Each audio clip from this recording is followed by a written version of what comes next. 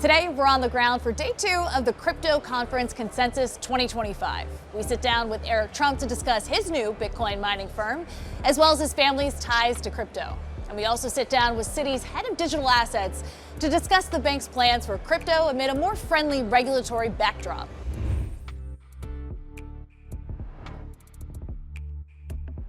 Welcome to CNBC's Crypto World. I'm Mackenzie Sigalos, here for day 2 of Consensus 2025 in Toronto. First, let's take a look at markets before we get to this event. Crypto prices in the red this morning, with Bitcoin trading flat, still holding on to the $103,000 level as of noon Eastern. Ether dropped more than 1%, and Solana's Sol token fell nearly 3%. Taking a look at some crypto-focused stocks, Coinbase shares dropping more than 4% as of noon after the crypto exchange operator reported that hackers bribed overseas support agents to steal customer data to use in social engineering attacks. Now, the company estimated that the incident could cost them up to $400 million to fix. And eToro trading lower by about 5% as of midday after shares of the stock and crypto trading app popped nearly 30% the day before, which was also its first day of trading on the Nasdaq. Now, speaking on CNBC's Squawk Box this morning, eToro CEO Yoni Assia discussed the company's IPO debut and the retail trading platform's focus on crypto. First of all, we were very early on to crypto. I started buying Bitcoin at $5 for eToro's Treasury. We were the first regulated company in Europe to launch cryptocurrency trading at $5. $5? $50,000 became $50 million before my board told me I have to sell it. It's not our business. Really an amazing experience seeing crypto from where it was to what it is today. I think nobody doubts that crypto is here to stay. It's a new type of capital markets thriving around the world. Outside the US, we have more than 130 different crypto assets trading. But nonetheless, we are passionate about capital markets and the stock markets. So at the dinner with Warren Buffett, he actually convinced me to focus more on stocks and less on crypto. But we love both. Last year, 25% of our revenues were crypto and 75% were stock markets. Okay, let's take a quick look at what's making news today. The Senate could pass stablecoin legislation as soon as next week. That's according to Republican Senator Cynthia Lummis, who said that she thinks passage of the Genius Act, the Senate's stablecoin bill, could happen by Memorial Day. Speaking at an event held by Coinbase's lobbying arm, Stand With Crypto, in D.C. yesterday, Lummis called the date a, quote, fair target. Now, Lummis made the comments about 1 week after the legislation faced a setback when it failed to clear a key hurdle in the Senate. At the same event, Democratic Senator Kristen Gillibrand said she's very optimistic a vote on the bill could happen soon enough and that senators from across the country contributed to making the stablecoin bill better. Gillibrand also said she thinks President Trump's issuance of a meme coin is illegal based on current law. The White House maintains the president's crypto holdings are in a trust managed by his children. Now, back here in Toronto, I sat down with Eric Trump, the co-founder of a new Bitcoin mining firm called American Bitcoin. We talked about the mining company's plans to go public on the Nasdaq through an all-stock merger with Gryphon Digital Mining. We also discussed his family's growing crypto empire.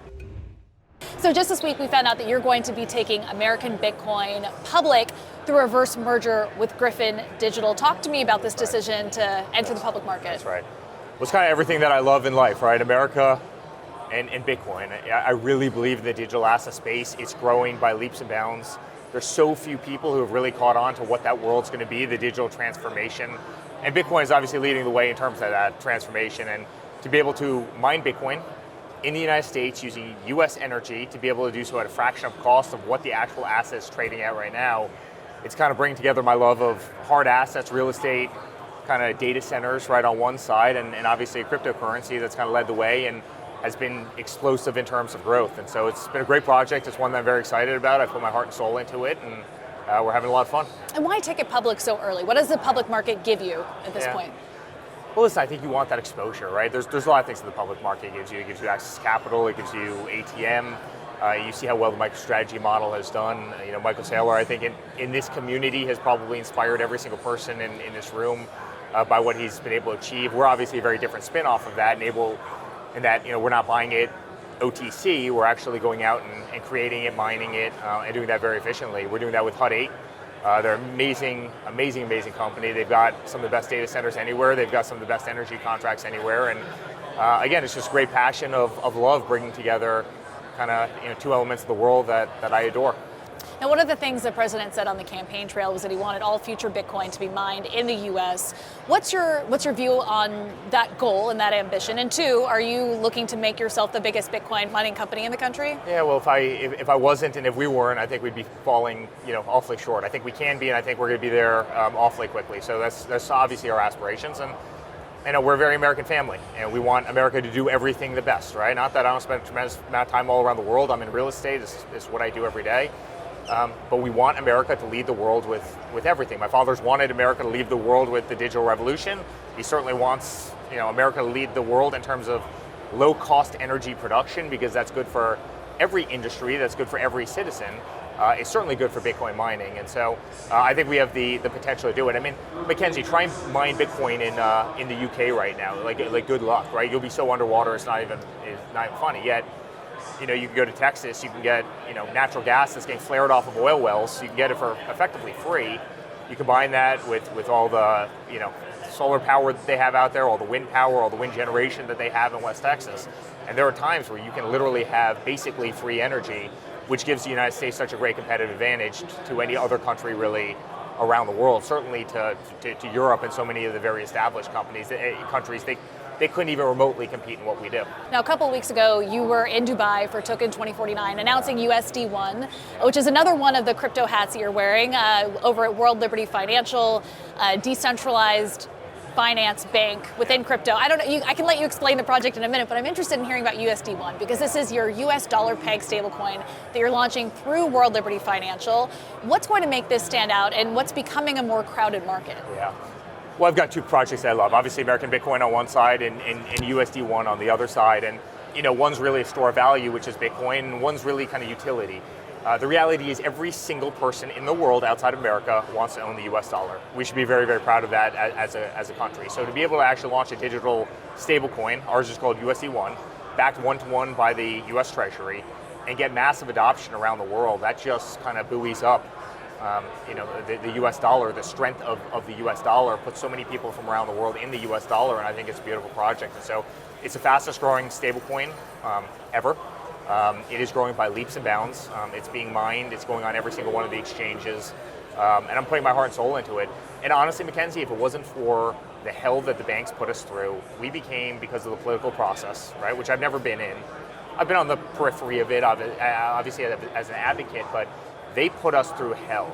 They canceled our accounts. They tried to strip away our businesses. They tried to do everything that they could to put our company under. And you realize the weaponization that's happened in this country from so many of the big banks. And one day I started meeting all these great crypto people because the same thing was happening to them. The same people were going after them. And I go, why do these banks even need to exist? What is it that JP Morgan Chase does, that DeFi, that blockchain can't do better, cheaper, more efficiently, more transparently? Hence really the creation of this idea, and really hence my entrance into the cryptocurrency world. And I think it's going to solve a lot of problems. The SWIFT system in this country is absolutely broken. Every week I'm waiting for a wire transfer to come in at 4 o'clock on a Friday afternoon, or trying to send one out. It's slow, it's lethargic, it doesn't make any sense. You look at what digital currency can do. You look what a digital currency backed by the US dollar, backed by US treasuries, that can be sent anywhere on earth instantaneously, 24 hours a day, 7 days a week, can do. It's going to revolutionize finance, and we're very excited to be on the forefront of it. Now, also here at Consensus, I sat down with Rugg, Citi's head of digital assets, to discuss what the bank has planned amid a more crypto-friendly regulatory backdrop. So Ryan, you've been at Citi for 2.5 years, and during that time it spanned two very different administrations. So I'm thinking about recent changes in the last 6 months. You've got the SEC rolling back SAB 121 accounting guidance that essentially stood in the way of banks being able to custody cryptocurrency. Then you have the Fed, the OCC, the FDIC updating their guidance, which essentially makes it easier for banks like Citi to work with blockchain technology firms. Talk to me about how your role has changed, especially this year. It's a really interesting dynamic. I was working for IBM during the Biden administration, and we got invited down the White House when they issued the kind of the EO around, CBDC. to fast forward to this new administration that's issued like an EO around digital assets, and like I'm much more optimistic about this environment. As you know, you mentioned SAB 121, 1179, a lot of that restrictive language is being rescinded. And also I think that's what's different is they want like large enterprises like Citi to have a seat at the table. Like they're asking for our opinion, where I think in the past it was not quite the case. So I'm much more optimistic about this and look forward to like the future and see, I know that kind of the Genius Bill had a little hiccup, but I'm hopefully before the August recess, we see progress there. I feel like Citi's been pretty cavalier for a while on the crypto front. A lot of launches in the Web3 space, even before there was a very friendly White House and Republican-controlled Congress.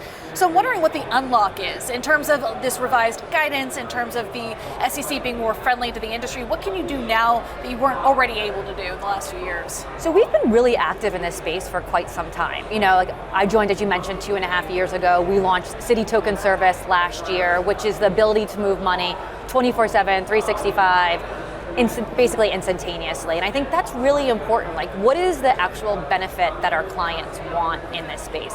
And our strategy is build by partner. We've also had several investments in this space. We just recently announced SDX that we're partnering with them on early IPO shares. So I think that, with this progress, we're just going to continue to enhance these solutions, and everything we do is based on our client demand. So, as our clients move into different asset classes, different rails, we will as well. So if you think of one of Citi's crown jewels, it's our network, right? We're in 90 plus countries. We move somewhere between $4 and $5 trillion a day. If our clients want to use a new set of rails, whatever it is, we'll make sure that we're able to provide that for our clients. And when I think of that new set of rails and cross-border payments, I do think of Citi Token Service. So for someone who's unfamiliar with this product, how does it work, and what's the incentive for your customer base to turn to that and the crypto side of payments rather than traditional rails? Yeah, so our we serve most of the large multinational Fortune 500 companies out there. And if you're a large multinational, you have bank accounts around the globe. And you have to forecast to keep money in all these different branches for bank holidays or cutoffs or, weekends and holidays. Imagine that you can move money instantaneously 24/7. Like, why doesn't money match the speed of the internet? And that's really what we've been developing. So over the last 2 years, we launched it and we're live in US, UK, Hong Kong, and Singapore. And what we did was we targeted the largest money hubs, but also the ones with the most amount of friction. Because for instance, if it's 5 p.m. in New York on Friday, it's 5 a.m. in Singapore. You'd have to forecast and keep money in Singapore ahead of the bank closure there. Now you can move it instantaneously. Or we saw a client use it during Chinese New Year. So Singapore was closed for Chinese New Year, but yet they were investing in US equities and had margin calls. Now they can move that money instantaneously. So taking that whole friction out of the system to be able to move money instantaneously. And I think that there's a lot of synergies between the multitude of clients that we're seeing. Everyone's is it only, e-commerce platforms or is it digital clients? It's all industries that we're seeing. We now have dozens of clients across, the platform that are using it on a regular basis, and it's really positive to see this kind of change shift. And I've been having a lot of conversations around tokenization, which means different things to different people. So Ondo Finance and JP Morgan just today talking about a product that they're working on with respect to tokenizing real world assets. We've got companies that are crypto native like Superstate that want to tokenize public equities. Robinhood, their chief lad, has been talking a lot about tokenizing the private equity markets. And I'm thinking about Citi's integrated digital asset platform and its role in the tokenization space. So what does that look like for Citi? Yeah, it's really interesting. I think that we're starting to see the TradFi and DeFi world really come together. When I entered this space, I'm aging myself, 10 plus years ago, it was when I was at R3, it was we were setting out to disintermediate the banks. We thought that, we could disintermediate them. Actually, what we're going through now is very reminiscent of the early 2000s, when you saw a lot of these payment intermediaries evolve, these fintechs evolve in different spaces that were, they're going to disintermediate the banks. Actually, a lot of them still require the traditional infrastructure, bank accounts, custody, that, a lot of them still run on, large, kind of bank institutional rails. I think we're going to see the same thing in this industry as we evolve. It's not going to be an either or, and you're going to see more of these partnerships. Our strategy is build by partner. Where certain aspects of it, like Citi Token Service, we're building that, kind of that foundation within Citi. We've also announced recently a partnership with SDX to offer early IPO shares to our clients. And again, it's all around transparency, access, speed. So, and then partner, and then invest. And like we also acquire and build, with a lot of companies out there too. And I think that's going to continue as this evolution continues, seeing like the worlds come together. Okay, that's all for Crypto World today, but we'll have more from this conference in tomorrow's show, including a conversation with Coinbase's Chief Legal Officer, Paul Graywall. We look forward to seeing you then.